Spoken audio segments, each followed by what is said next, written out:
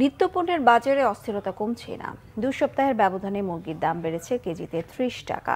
প্রতি ডজন ডিম কিনতেও ভোক্তাদের গুনতে হচ্ছে ১৬০ টাকা পর্যন্ত। ইলিশ সহ সব মাছের পর্যাপ্ত সরবরাহ থাকলেও দাম এখনও সর্বসাধারণের নাগালের বাইরে। শুভ মাহফুজের রিপোর্ট। সরকার পরিবর্তনের শুরুর দিকে ব্রয়লারের দাম ২২০ থেকে ১৫০ টাকা আর সোনালির দাম নেমে আসে ৩২০ থেকে ২২০ টাকা। কিন্তু সিন্ডিকেটে দৌরাত্ম্য না কমায় আবারও বেড়েছে দাম। প্রতি কেজি ব্রয়লার মুরগি ১৮০ থেকে ৯০, সোনালি বিক্রি হচ্ছে ২৬০ টাকা।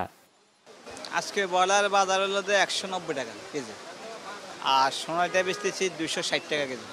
হ্যাঁ, দাম একটু বেশি। আপনার আগে ১৬০ টাকা ৬৫ টাকা ছিল, এখন ১৮০ টাকা করে নিলাম। চরম অস্থিরতা ডিমের দামেও। সরকারের বেঁধে দেয়া দামের চেয়ে ২ টাকা বেশিতে প্রতিটি ডিম বিক্রি হচ্ছে ১৩ টাকারও বেশি। আজকে লাল ডিমের ডজন চলতে আছে ১৫৬ টাকা ৫৫ টাকা এই আর কি। বাজারে অন্যান্য সব মাছের পাশাপাশি রয়েছে ইলিশের পর্যাপ্ত সরবরাহ। তবুও দাম নেই সাধারণ মানুষের নাগালের মধ্যে। মাছের আমদানি কম, মাছ কম, আবার ইন্ডিয়া মাছ জায়গা এলে মাছ আরো কমেছে, মানে কিছু কষ্ট হইলে। ইলিশ ১৫০০ থেকে ১৬০০ ১৭০০ টাকা কেজি, ভালোটা আরো বেশি দাম, আমরা দ্বারা সম্ভবই না।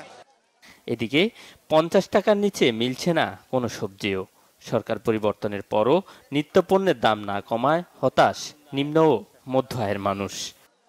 আমি আমার পরিবার নিয়ে মানে খেয়ে থাকতে পারি না। আগে গত ৭ দিন যাবত আমি বাজার করি না, আমি শুধু আলুর ভর্তা ডাল খেয়ে ৭ দিন কাটাইছি। জিনিসের দাম তো কোনোটাই আমি কোনো প্রভাব দেখতেছি না, আগের মতো মনে হচ্ছে সব যে যার মতো ব্যবসা করছে, যার মতোই চলছে, আমরাও কিনছি, ওইভাবে কোনো নিয়ন্ত্রণের কিছু নাই। প্রথম হয়তো বা কয়েকদিন দেখা যায় ছাত্র বৈষম্য যারা ছিল তারা হয়তো আইসা একটু ফলো আপ করছে, এখন তো মনে তাও করে না। আর আসলে সিন্ডিকেট যদি না ভাঙা যায় তাহলে কোনো রকমের কোনো কিছু হবে না। না, এটা সাধারণ মানুষের নাগালের মধ্যে না, অলরেডি নাগাল বাইরে চলে গেছে। যে বাজার সিন্ডিকেট চলতেছে, কোনো সরকার পরিবর্তন হলে সরকার মানে বাজারের লাগামটা টেনে ধরতে পারবে না। প্রতিটি নিত্যপণ্যের দাম সাধারণ মানুষের নাগালে আনতে যথাযথভাবে বাজার তদারকির দাবি সবার। শুভ মাহফুজ, বাংলা ভিশন, ঢাকা।